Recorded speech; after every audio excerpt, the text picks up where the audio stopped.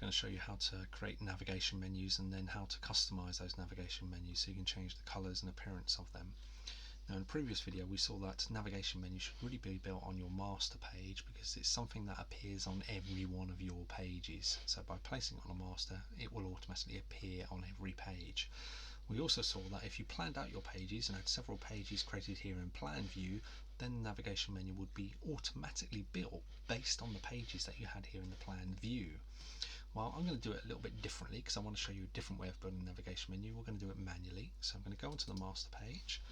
I'm going to go to my widgets library. Now, if you can't see the widgets library, you'll find it through the window menu and then widgets library. But when you open it up, there's lots of widgets you can add, but the one that we're interested in today is menus.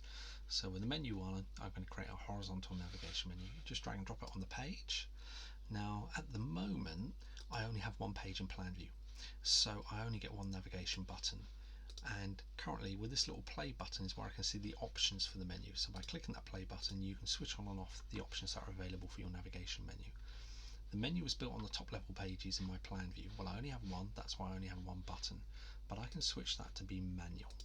And when I switch it to manual, I then get these plus symbols that appear around the outside of my button. And that allows me to add more buttons. So if I click on the navigation menu and then click the plus symbol, it gives me a second button, and plus again, and plus again, and plus again. That's how you can make navigation buttons in your menu manually. If you wanted drop down menus, you could use this button here to create a drop down menu for that one particular button. If I go back to the options by clicking the play, you can see that the menu is currently horizontal, but I could switch that to vertical and then go back to horizontal. Edit together means that if I change one feature on one button, it applies to all the buttons within the navigation menu. I've got here show label, so that's just the button name, and I've also got here position horizontally centered. That means the button name appears in the middle of the button, but if I want it at the top, I can put it towards the top. I'm going back to the horizontally centered. Now, what you've got options here is you can click off and then click, that selects the whole of the menu. If you click again, you select one individual button, and then if you click again, you go in and select elements of that button, such as this would be the text element within the button.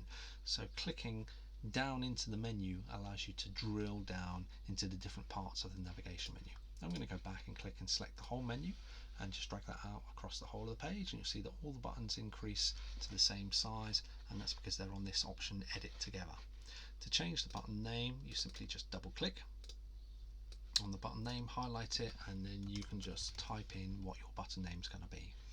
So I'm just going to do a couple of these. So that's home products, and then you can also change the font by highlighting the text here. If I change the font to a different one, and we'll talk about how to work with fonts in another video, but you'll see that when I change the font on one button, it changes across all of them.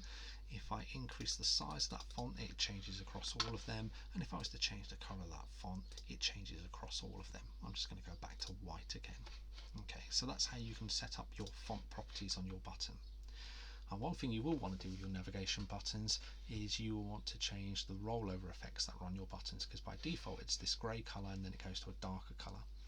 Well, over here in your panels window, you'll see a states panel, and again, if you can't see that, you can go to the window menu. But when I open up the states panel and select my navigation menu, so if I just click off and select the navigation menu and then one of the buttons within the navigation menu, you'll see that I have 4 states that are available for me to change and play with in terms of Adobe Muse's menus. So we have the normal state, which is the idle state, and if I come up here I can change the fill color, so I might go for this kind of brown. It applies it across all of those. Go to rollover, you'll see that's a darker grey. By default I'm going to switch that to a darker brown, and that will be the rollover. And then mouse down is when you actually click the button, so you will see a split second of that, so I'm going to change that to match my darker brown. And then active is the color of the button on the page that is currently being viewed, so I'm going to change that to the darker brown as well and click OK to that. Now if I go to preview, what you'll see is when we get to preview, let's just go back to the master page and then back into preview again. Okay, that's better. What you'll see here is you'll see the idle color buttons, but when I roll over, you'll see the rollover color. And if I click, you'll just see the effect that it has here on the page as well. So I'm just going to go back to my design view and that is how you can change the color of your buttons.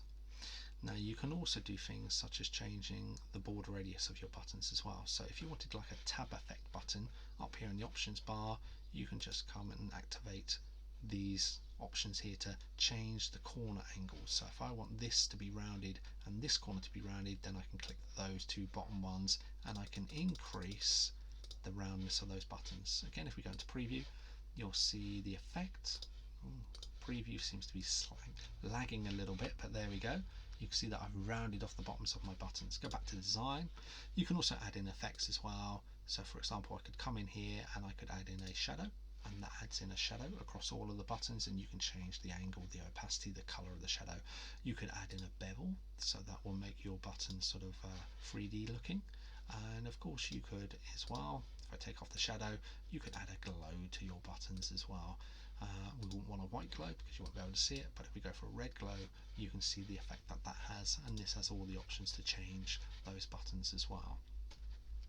You can also, under effects as well, you could change the opacity of the buttons. So if you wanted a sort of a semi-transparent button, then you could apply that as well by reducing the opacity of the button as well, if that's the kind of effect you want.